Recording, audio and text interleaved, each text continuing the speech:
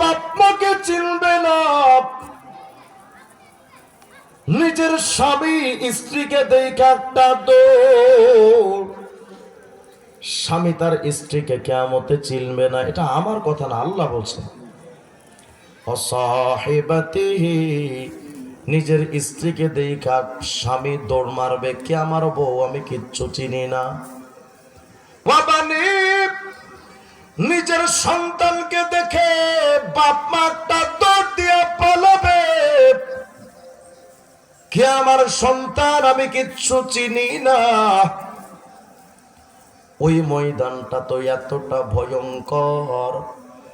আল্লাহ বলেন, ও নবী, দুনিয়ার মানুষকে জানায়া দেন যেই দিন কিয়ামত সংগঠিত হবে, পাহাড়গুলো তুলোর মতো উড়তে থাকবে, আসমানটা টাস টাস করে ফেটে যাবে, আসমানটা তেলের মতো গলে গলে পড়তে থাকবে। দুনিয়ার সকল মানুষগুলো উম্মাদের মতো দৌড়াবে, গর্ভবতী নারীরা ওয়াতাদাউ কুল্লু জাতি হামলিন হামলাহা, গর্ভবতী স্ত্রীরা কখন যে গর্ভপাত করে ফেলবে তারা টের পাবে না। সমস্ত মানুষ কিয়ামতে পাগলের মতো দৌড়াবে, সবার কন্ট্যাক্ট আওয়াজ, আল্লাহ শুধু আমারই বাঁচান, নফসি নফসি, আল্লাহ শুধু আমারে বাঁচান, আমারে বাঁচান। ওই কিয়ামতের ময়দানে আপন বলে আপনার আমার কেউ রবে না। ইমামে কুরতুবী তার কিতাবুত তাযকিরার মধ্যে একটা ছোট্ট ঘটনা লিখেছেন, কিয়ামতের দৃশ্য। এক বান্দা আমল নামা আর গুনার নেকি আর খারাপ অকাদ ইতাদালাত বিসসাবিয়্যা, সমান সমান হবে, নেকিও যত গুনাও তত, 50-50, সেম টু সেম, সমান। তা আল্লাহ এবার তার বান্দাকে বলবেন, বান্দা, জান্নাতে যেতে গেলে তো নেকির পাল্লায় একটু হলেও ভারী হতে হবে, তোমার তো নাই। একটা কাজ করো, দুনিয়াতে তোমার আপনজন আছে না, ওদের কাছে যাও, গিয়ে একটা নেকি ভিক্ষা নিয়ে আসো, দেখি জান্নাতে দিয়া দিব। শুধুমাত্র একটা নেকির কারণে এবার স্বামী তার স্ত্রীর কাছে যাবে, স্ত্রীকে মনে করবে আমার বিবি আপন। বিবির কাছে যা স্বামী বলবে, এই বিবি, আইয়ুবালিন কুনতুলাক, বলো তো আমি তোমার কেমন স্বামী ছিলাম। স্ত্রী তো এবার তার স্বামীকে দেখা একটা ভূয়সী প্রশংসা করবে, ওয়াতুসনি বিখাইরিম মাস্তাতাআত, তার যত ভাষা জানা আছে সব ভাষা দিয়ে প্রশংসা করবে। আমি যখন যা চাইতাম পাইতাম, যখন যা খেতে চেয়েছি আপনি এনে দিয়েছেন, যখন যা পড়তে মন চাইছে আপনি এনে দিয়েছেন, আমার জন্য মাথার ঘাম পায়ে ফেলা রিক্সা চালা আপনি আমার জন্য উপার্জন করেছেন। এমন কোনো চাহিদা নাই যেই চাহিদা আপনি আমাকে পূরণ করেন নাই। আপনার মতো কোনো স্বামী হয় না, আপনি সত্যিকারের একজন আদর্শবান স্বামী ছিলেন, আপনার কোনো তুলনা চলে না, যত প্রশংসা আছে সব করবে। স্বামী যখন দেখবে, আয় হায়, স্ত্রী তো আমাকে চিনে ফেলছে দেখা যায়, এবার স্বামী তার স্ত্রীকে বলবে, বিবি, ফাইন্নী আতলুবু ইলাইকা হাসানাতান ওয়াহিদা, বৌরে, দুনিয়াতে তোমার কাছ থেকে তো কোনোদিন ধান্দা চাই নাই, স্বার্থ চাই নাই। এই বিবি, আজকে কিয়ামতের ময়দানে ধরা খেয়ে গেছি, আমাকে একটা নেকি কি দিয়ে আমাকে সাহায্য করা যায়, আমি জান্নাতে চলে যেতাম, শুধু একটা নেকি আমারে দাও। বউ কি বলবে, মা আইসারা মা তলাতা, নেকি চায় বসছেন, চামড়ার মুখ তো বইলা ফেলছেন, চাইলেন আর হয়ে গেল, নেকি চাইলেন আর দিয়া দিব। শোনেন, আপনি যেই নেকি আমার কাছে চান, খিফতু আইয়া খিফা মিজানি, আমি যদি আমার নেকি দেই, আমার নেকির পাল্লা হালকা হয়ে গেলে তখন কি করব আমি? যান এখান থেকে, ভেগে যান, নেকি হবে না। স্ত্রী তার স্বামীকে দূর দূর করে তাড়ায়া দিবে।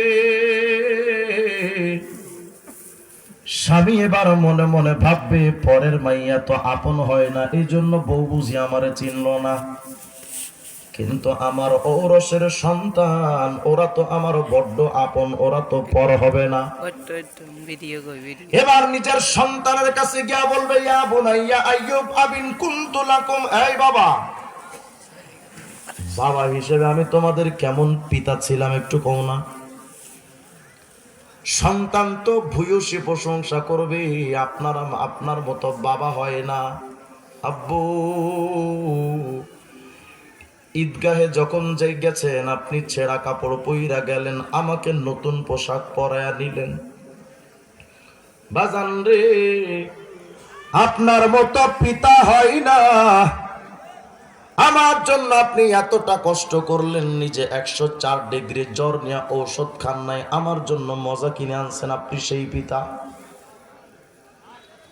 বাবাই এবার বলবে, সন্তান রে, দুনিয়াতে আমি তোমাদের কাছে স্বার্থ চাই নাই, তবে আজকে কিয়ামতে আমি ছোট্ট একটা বিপদে পড়ে গেছি শুধু একটা নেকির জন্য। তোমার আমল নামাই তো দেখি কোটি কোটি নেকি, এই সন্তান একটা নেকি আমারে দে, আমি একটা আল্লাহর জান্নাতে চলে যে একটা দে না রে বাবা। বাচ্চাটা কি বলবে, মা আইসারা মা তলাব তা, আব্বা নেকি চাইছেন আপনি, অন্য কিছু চাইতেন দিতাম, কিন্তু নেকি তো দেওয়া যাবে না। আমি যদি আপনাকে নেকি দেই, আমার নেকির পাল্লা যদি হালকা হয় তখন কি করব আব্বু? নেকি হবে না, আপনি অন্য কিছু চান বা এখান থেকে ভেগে যান। ইমামে কুরতুবী বলেন, ওই কিয়ামতের ময়দানে এমন কোন মানুষ পাবে না, ফায়াজুসু খিলালাল আলামিন, নেতার কাছে যাবে, পীরের কাছে যাবে, ভাইয়ের কাছে যাবে, আপনজন সবার কাছে যাবে।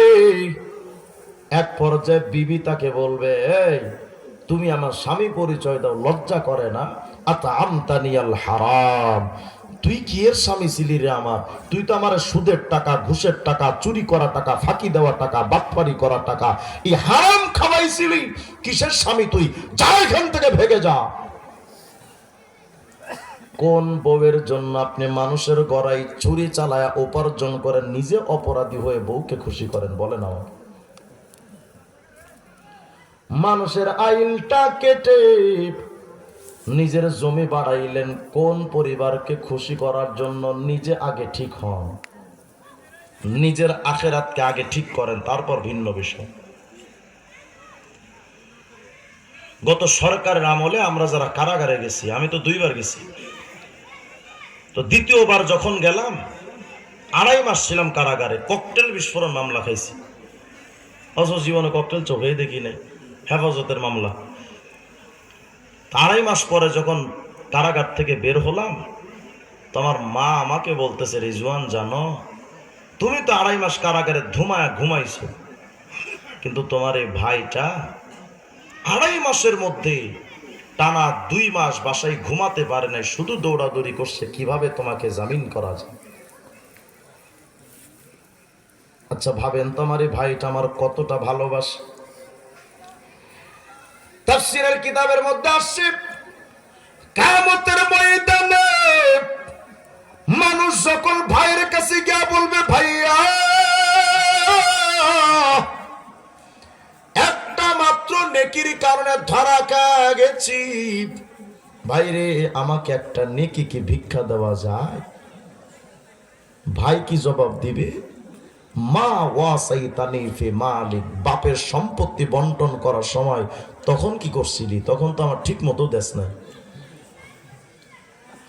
যাও এখান থেকে, ভেগে যাও। ভাই তাড়ায় দিবে, আর রাখেন না পৃথিবীর সব, এবার বাপ মার কাছে যাবে। সন্তান তার বাপ মার কাছে যা বলবে, আব্বু ও মা, আজকে কিয়ামতে শুধু ধরা খেয়ে গেছি একটা মাত্র নেকির কারণে। আম্মু, আমি তো আপনার সেই কোলের সন্তানটা, মা আমাকে একটা নেকি দে। বাপ মা কি বলবে? কাসসারতা ফি বিররিনা, সন্তান তুই দুনিয়াতে আমাদের ঠিক মতো মানছিলি, খাওয়াইছিলি, কিসের সন্তান তুই, যা এখান থেকে ভাগ। এভাবে আপনজন একে একে সবাইকে তাড়ায় দেবে, কেউ কোনো গুরুত্ব দেবে না। আখেরাতের দৃশ্য শোনার আগে বাংলাদেশের একটা ছোট্ট ইতিহাস শোনেন। সুসময় আপনার আমার সবাই আপন, বিপদকালে আপন বলে কেউ রয় না। কলকাতায় যখন দুর্ভিক্ষ দেখা দিয়েছিল, কলকাতায় ইতিহাস, এটা কিতাবে আসছে, বাপ মা নিজের সন্তানদের জবাই করে ওই গোশত রান্না করে খেয়েছিল কলিকাতায়। এটা বাস্তব ইতিহাস। আরে কলিকাতার ইতিহাস বাদ দেন, আমাদের বাংলাদেশে যখন আইলা আসছিল না, আইলা কথা কয় না, আইলা যখন আসছিল, তো এক বাবা আমার এক বন্ধুকে ঘটনা শোনাইছে। হুজুর, আমরা তো খাটের উপরে স্বামী স্ত্রী সন্তান নিয়ে ঘুমায়াছিলাম, ঘুম থেকে যে দেখি শো শো আওয়াজ, বন্যার পানি আমাদের বরগুনায় ঢুকতেছে, আমার বাড়িতেও পানি আসতেছে। আমার স্ত্রী আমার কাছে দুইটা সন্তান, ছোট্ট বাচ্চা, আমার কাছে বাচ্চা দুইটাকে দিয়া আমার বিবি আমারে বলে, ও স্বামী, এই বন্যার পানি আসতেছে, আমি তো মেয়ে মানুষ, দুর্বল, বাচ্চাদের নিয়ে তো আমি মনে হয় বাঁচতে পারবো না। আপনি তো পুরুষ মানুষ, শক্তিশালী, তো আপনি বাচ্চা দুইটারে কাঁধে নেন, বুকে নেন, নিয়ে আপনি একটু নিরাপদ জায়গায় যান।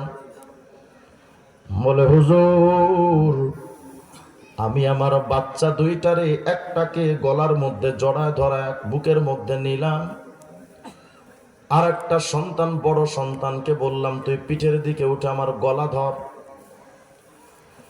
দুই পাশে দুই বাচ্চাকে নিয়ে আমি রওনা হলাম নিরাপদ আশ্রয়ের খোঁজে। কিন্তু যখন আমি যাচ্ছি চতুর্দিকে তো দেখি পানি আর পানি, সাদা।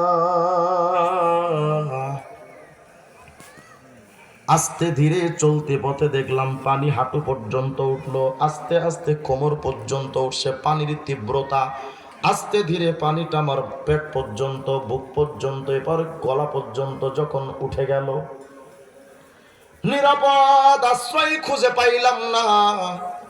কি করব ভাবতেছিলাম, এভাবে তো জীবন বাঁচবে না, একটু পরে তো পানি আমার মাথা ছাড়িয়ে যাবে।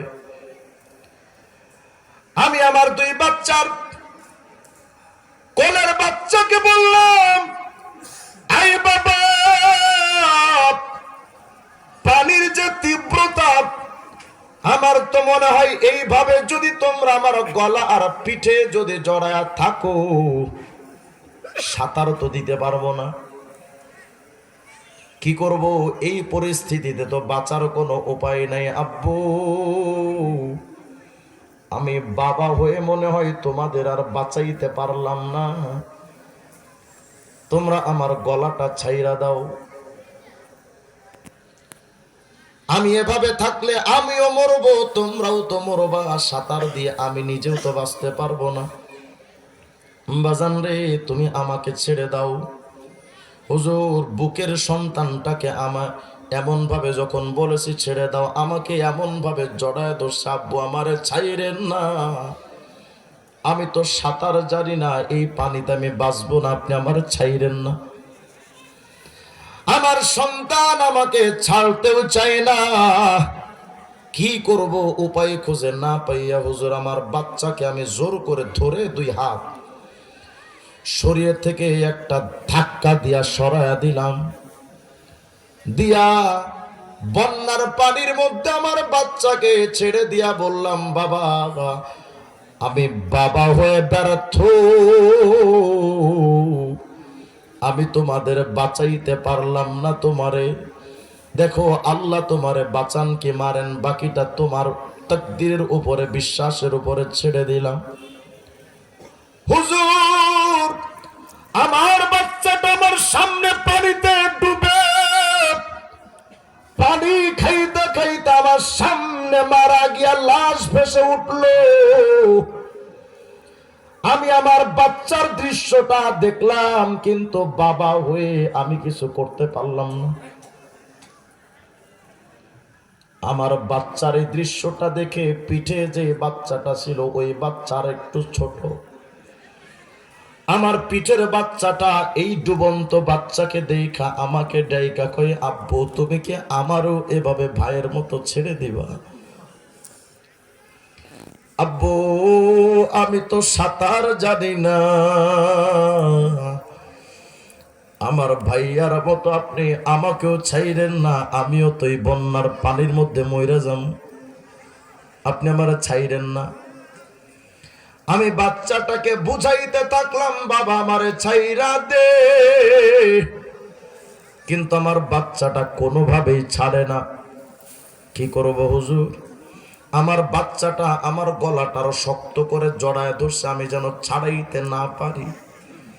না পেরে আমার বাচ্চাটা যে গলা জড়ায় ধরছিল হুজুর, আর একটু পরে গেলে আমার সাঁতার দিতে হবে, নইলে আমি তো বাঁচবো না। আমার বাচ্চারা হাতটাকে ধরে একটা টান মেরে হাতের মধ্যে শক্ত করে একটা কামড় মেরে দিলাম। আমার বাচ্চা চিৎকার দিয়ে আমাকে ছাইরা দিয়ে বলে, আব্বু তুমি আব্বু হয়ে এমন আচরণ আমারে দেখাইতে পেরেছো, আমার সন্তানটা আমাকে ছাইরা দিয়া পানিতে ডুবতে ডুবতে আমার সামনে মারা গেল। আমি সাঁতার দিয়ে কোন রকম আশ্রয় কেন্দ্রের দিকে আসলাম, কোন রকম বেঁচে থাকলাম। দুনিয়ার সামান্য কঠিনতম সময়ে যদি বাপ মায়ের এই দৃশ্য হয়, যেই কিয়ামতের সূর্যটা মাথার উপরে, পায়ের নিচে তামার মাটি, ওই কিয়ামতের ময়দানে কি দৃশ্য হবে একটু ভাবেন তো।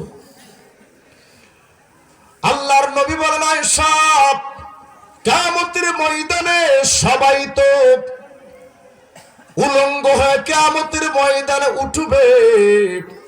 হে আয়েশা, হযরত আয়েশা বলেন, নবী কি লজ্জার কথা, কিয়ামতে সবাই যদি উলঙ্গ হয়ে ওঠে তো মানুষকে লজ্জাস্থান দেখবে না। আল্লাহর নবী বলেন, আয়েশা রে, ওই হাসরে ময়দান এত কঠিন, ওই ময়দানে কেউ কাউকে কোনো দিকে তাকানোর সময় পাবে না। আল্লাহ বলেন, ওই কিয়ামতে সবাই পর, বাবা তার সন্তানদের চিনবে না। আরে আপনি আমি সাধারণ মানুষ কেন, নবীরা পর্যন্ত নিজের আপন জনদের চিনবে না। নবীরা নূহ নবীর সামনে তার সন্তানকে না গিয়া বলবে, আব্বু আমাকে একটু বাঁচায় লন না। তাফসীরের কিতাবে আসছে, আউয়ালু মা ইয়াফিরু মিন বানি নূহ, নিজের সন্তান কেনানকে দেখে নূহ নবী একটা দৌড় দিয়া পালাবে। কে আমার সন্তান, আমি আজকে কিয়ামতে কিচ্ছু চিনি না। নিজের বাপকে দেখে ইব্রাহিম একটা দৌড় দিয়া পালাবেন, নিজের স্ত্রীকে দেখে লূত নবী একটা দৌড় দিয়া পালাবেন। কে আমার বউ বাবা কিচ্ছু চিনি না। হযরত ঈসা বলেন, আল ইয়াউমা লা আসআলুহু ইল্লা নাফসি, ওই কিয়ামতের ময়দানে আমি ঈসা শুধু একটা আওয়াজ, আল্লাহ নাফসি, আমি ঈসাকে শুধু বাঁচান। লা আসআলুহু মারইয়ামা আল্লাতী ওয়ালাদাতনি, আমি ঈসা আমার মা মারিয়ামের ব্যাপারও বলবো না, আল্লাহ আমার মা মারিয়ামকে বাঁচায় দেন। আমি শুধু নিজের ধান্দায় থাকবো, আল্লাহ শুধু আমারে বাঁচান, আমারে বাঁচান। ওই কিয়ামতে আপন বলে যখন কেউ রবে না। আল মুস্তাদরাক আলা সহিহাইন লিল হাকিম 228 নম্বর হাদিসে আসছে, কিয়ামতের ময়দানে আল্লাহর নবী বলেন, আয় উম্মত, লিল আম্বিয়া মানাবিরুম মিন যাহাব, ওই কিয়ামতের সমস্ত নবীদের বসার জন্য আল্লাহ পাক একটা চেয়ার দিবেন, স্বর্ণের চেয়ার। ফায়াজলিসুনা আলাইহা, সমস্ত নবীরা তাদের চেয়ারের মধ্যে বসে যাবে কাতারে কাতারে। সব নবীরা তো বৈশা যাবেন, কিন্তু শুধুমাত্র ওয়ায়াবকা মিম্বারি, শুধু আমার চেয়ারটা খালি থাকবে, আমি নবী ওই চেয়ারে বসবো না। কেন গো নবী আপনি চেয়ারের মধ্যে বসবেন না? নবী আমার বলেন, উম্মতেরা জানো, আরে আমি নবী তোদের এত আপন, ওই কিয়ামতে আমি আমার সম্মানের চেয়ারে বসবো না। আমি নবী কাইমুম বাইনা ইয়াদাইর রব আকুলু ইয়া রব উম্মতি, ওই সম্মানের চেয়ারে না বইসা মালিকের সামনে দাঁড়ায় বলবো, ও রব আমার উম্মতরে ভিক্ষা দেন। আল্লাহ আল্লাহ শুধু আমার উম্মতরে ভিক্ষা। ওই কিয়ামতের ময়দানে আপন বলে যখন কেউ রবে না, নবীজি এতটা আপন। নবী আমার বলেন, আমি ওই সম্মানের চেয়ারে বসবো না। কেন জানোস রে উম্মত? মাখাফাতা আন ইউবাসা বি ইলাল জান্নাহ ওয়া ইয়াবকা উম্মতি মিন বাদি। এমন যদি হয় ফেরেশতারা সব নবীদের সাথে ধইরা আমাকেও জান্নাতে নিয়ে যাবে, তো আমাকে যদি আগে জান্নাতে নিয়ে যায়, আমার গুনাহগার উম্মত রেখে দেখবে, আমার গুনাহগার উম্মত রেখে দেখবে। সন্তান আর বিবির জন্য, বন্ধু বান্ধবের জন্য, এই যুবক তুমি যে দাড়িটা কামাও বন্ধু বান্ধবরে খুশি করার জন্য, আল্লাহ তো বলেছেন লা ইউনি মাওলান আন মাওলান শাইআ, বন্ধু বন্ধু কিয়ামতে কোনো উপকারে আসবে না। প্রেমিকার জন্য, স্ত্রীর জন্য যে দাড়ি কামাইলা, তোমার স্ত্রী তোমার আপনজন তো কিয়ামতে কোনো কামে আসবে না। ওই দাড়িটা যে এটা কবরে যাও, মুনকার নাকির যদি তোমাকে আমাকে দেখে কোন দৃশ্যটা করবে আমাকে বলেন। আপনি হয়তো ভাবতেছেন হুজুর বিয়াটা করি না, তারপরে দাড়িটা রাইখা দিব না, নামাজ রোজা কইরা পরে ঠিক হয়ে যাব। কিন্তু যুবক ভাই, আমরা অনেক দৃশ্য এমন দেখেছি, অনেক তাগড়া যুবক বিয়ে করেছিল, বিয়ে করতে চেয়েছিল, কিন্তু নিজে বিয়ের বরযাত্রীর গাড়িতে ওঠার আগে মসজিদের খাটিয়ায় উঠে গেছে। আজকে এখানে আখেরি মোনাজাত করে যখন বাড়ির দিকে যাবেন না, একটু রাস্তার দুটো পাশে ভাই তাকায় দেখেন তো, নিঝুম অন্ধকার বাঁশবাগানে একা একা কত কাল ধরে কত লাশ পড়ে আছে, ওদের দেখার মতো কেউ নেই। প্রতিদিন কাফনের ফ্যাক্টরি থেকে কাফন তৈরি হয় না? আজকেও তো তৈরি হয়েছে। অনেক কাফনের কাপড় নিয়ে গাড়িতে করে বিভিন্ন দিকে কাফনের কাপড় রওনা হয়ে গেছে। কোনো কাফন চিটাগং, কোনোটা নোয়াখালী, কোনোটা আপনাদের এই এলাকায়, কোনোটা রংপুর, কোনোটা রাজশাহী, বিভিন্ন দেশে বিভিন্ন জায়গায় তো কাফনের কাপড় রওনা হয়েছে। আপনাদের এই এলাকায় তো অনেকগুলো কাফন আসছে। এমন তো হতে পারে যে ওই কাফনের মধ্যে আপনার আমার কাফন হাজির হয়ে গেছে, খবর নাই আপনার। মুরব্বী বাজান, আপনার মুখের দাড়িটা যে সাদা, এখনো পর্যন্ত ধোকায় আপনি আছেন। এই মুখের দাড়ির সাদা কালার, এটা তো দুনিয়ার কোনো রঙিন কালার নয়, এটা তো আপনার কাফনের কাপড়ের কালার। সন্ধ্যা হলে ডুবিবে বেলা,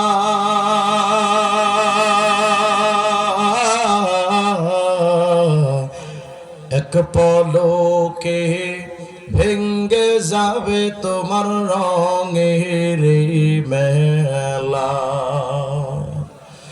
সন্ধ্যা হলে ডুবিবে বেলা,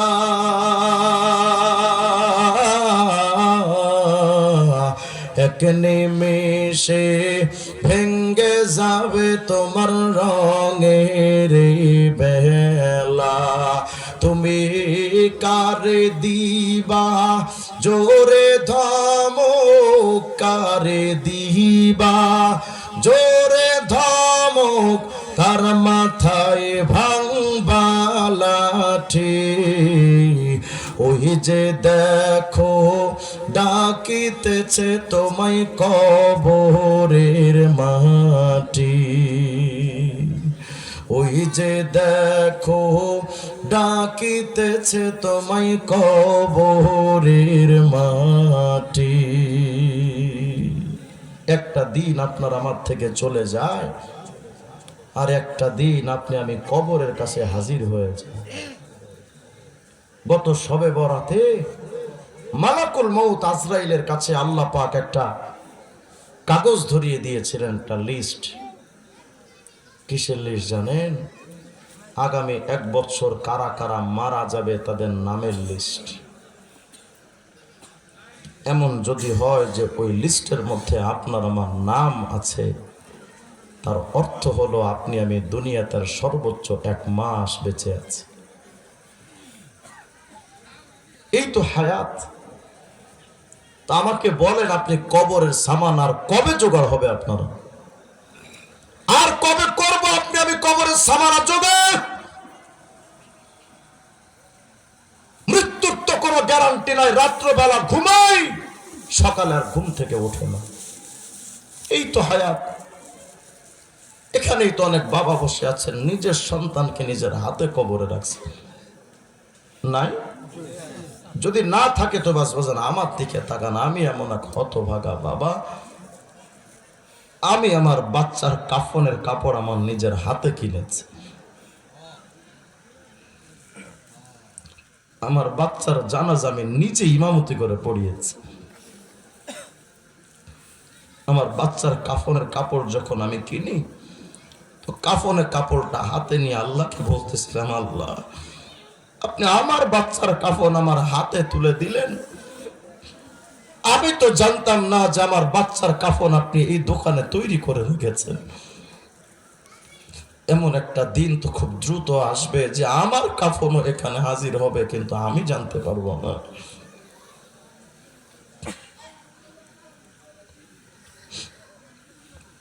এই তো হায়াত। যুবক ভাই, ধোকায় পড়লেন না। শুধু একটা বার চক্ষুটা বন্ধ করে ভাবেন, আগামীকাল দুপুরে যদি মারা যান, জোহরের পরপরই আসরের আগে আপনার আমার গোসল শেষ হয়ে যাবে। মানুষ বড়ই পাতার গরম পানি করে এনে কেউ আপনার আমার ডান পাশের পানি ঢেলে গোসল দিবে, কেউ বাম পাশে ঢালবে, কেউ মাথা ধুবে, কেউ পা ধুইয়া দিবে, কেউ কাফনের কাপড় এনে পাশে কেটে টুকরো টুকরো করে সাজায় রাখবে। আপনাকে আমাকে চকলেটের মতো পেঁচায়া ফালায় যে রাখলো নাকে কানে তুলা দিয়া, মানুষ আপনাকে আমাকে কাফনের ঘোমটাটা সরায়া আখেরি নজর আপনাকে আমাকে দেখে নেয়। আসরের পরে আপনার আমার জানাজা শেষ। মাগরিবের আগে ওই ভয়ঙ্কর জঙ্গলের কবর আপনার আমার ঠিকানা হয়ে যাবে, আর দেখা হবে না। আপনি যদি কবরের মধ্যে শুয়ে এ বেনামাজি দাড়ি কামান্না যুবক হারামখোর বেপরদাশীল নারী কবর থেকে যদি চিৎকার দিয়া বলেন আব্বু আমারে বাঁচান, কেউ আপনার ডাকটাও শুনতে পাবে। এই তো হায়াত, এই তো হায়াতে জিন্দেগি। আমাকে বলেন, আপনি আল্লাহকে আর কবে আপন করে নেবেন? আমাকে বলেন। হুজুর আকরাম সাল্লাল্লাহু আলাইহি ওয়াসাল্লামকে আর কবে আমরা আপন করে নেব? আপনি আমি যে কবরের দিকে রওনা হচ্ছি, সাদ ইবনে মুআজের মতো একজন বিদগ্ধ নেককার সাহাবীকেও কবর ছাড় দেয় নাই, যার ইন্তেকালে আরশ পর্যন্ত থরথর করে কেঁপেছে, যার জানাজায় শরীক হতে আসমান থেকে ৭০,০০০ ফেরেশতা নাজিল হয়েছে, যার লাশের দিকে তাকায় আল্লাহ নিজে হেসে দিয়েছে, যার জানাজা বহন করে ফিরিস্তারা কবরের দিকে নিয়ে গেছে, যাকে ইন্তেকালের আগে নবীজি বুকের মধ্যে জড়ায়া তাকে আদর করতেন, সেই সাহাবী যখন কবরে গেছেন তো কবরের দুই পাশের মাটি এভাবে সে চাপ মারতে আসে। আয়েশা দেখছে আমল ভালো, তার চাপটা মারে নাই, সরে গেছে। দাড়ি কামান না যুবক ভাই, একটু পরে যদি আপনি মারা যান, মুনকার নাকির যদি দৃশ্যটা দেখে, কি উপায়টা হবে আপনার আমার? বেনামাজি হয়ে কবরে যান, কি উপায়টা হবে? আল্লাহকে ওয়াস্তে আমি জানি না ওই ভাষা, যেই ভাষা দিয়ে বুঝালে আপনারা আজকে থেকে নামাজ ধরবেন, দাড়ি রাখবেন, দিনের পথে চলবেন, আমি ওই ভাষাটা জানি না বাজান। তবে এতটুকু আমি আপনাদেরকে বলি, আপনি যদি চান আমাকে বলেন না, আপনার দুটো পায়ে হাত দিয়ে পা ধরে বলি, আল্লাহকে ওয়াস্তে আর নামাজটা ছাইরেন না, দাড়িটা কামায়েন আর কামায়েন। দাড়িটা যে কাটেন, যতদিন এই দাড়ি এক মুষ্টি বরাবর না হবে, 24 ঘন্টা জিনা করলে যেমন গুনাহ তেমন গুনাহ হতে থাকে। কে বলেছে দাড়ি রাখা সুন্নাত? ডাহা মিথ্যা কথা। দাড়ির উপরে কয়েকশো কিতাব আমি মোতালা করেছি, কেউ লেখে নাই দাড়ি রাখা সুন্নাত। এটা একটা ভ্রান্তি আমাদের সমাজে, দাড়ি রাখা সুন্নাত, ডাহা মিথ্যা কথা। ভণ্ড কিছু লোকে লিখেছে দাড়ি রাখা সুন্নাত, কিন্তু পৃথিবীর সমস্ত মাযহাবের সকল ইমামদের ঐক্য এটার উপরে যে অন্তত এক মুষ্টি সুন্নাত তরিকায় দাড়ি রাখা ওয়াজিব। আপনি আমি সেই দাড়ি হারাম ভাবে কেটে রেখে দিচ্ছি, কোনো এহসাস নাই। যেই নবী কিয়ামতে এত আপন হবেন, ওই নবী স্বপ্ন দেখতেছেন, এক ওলি স্বপ্ন দেখতেছেন, নবীজের বুক থেকে রক্ত গলগল করে পড়ছে। নবী আপনার বুকে রক্ত কেন? নবী আমার বলেন, উম্মত যাদের জন্য তায়েফে রক্ত ঝরালাম, উহুদে দান দিলাম, 3 বছর শিয়াবে আবি তালেবে জেল খাটলাম, নিজের মাতৃভূমি ছেড়ে মদিনায় চলে গেলাম, যেই উম্মতের জন্য আমি সারা জিন্দেগি উম্মতি উম্মতি বলে কেঁদেছি, আজও রওজে আথারে নবীজি উম্মতি বলে কাঁদেন। নবী বলেন, আমার ওই উম্মত যখন তাদের বুকে মুখে খুর আর বেলেট লাগায়, এই খুর বেলেট কেচি ওদের মুখে লাগার আগে কেমন জানি আমি মদিনাওয়ালার কলিজার মধ্যে ঢুকেছে। আপনি আমাকে বলেন, আর কবে আপনার আমার বিবেক শক্তি জাগ্রত হবে?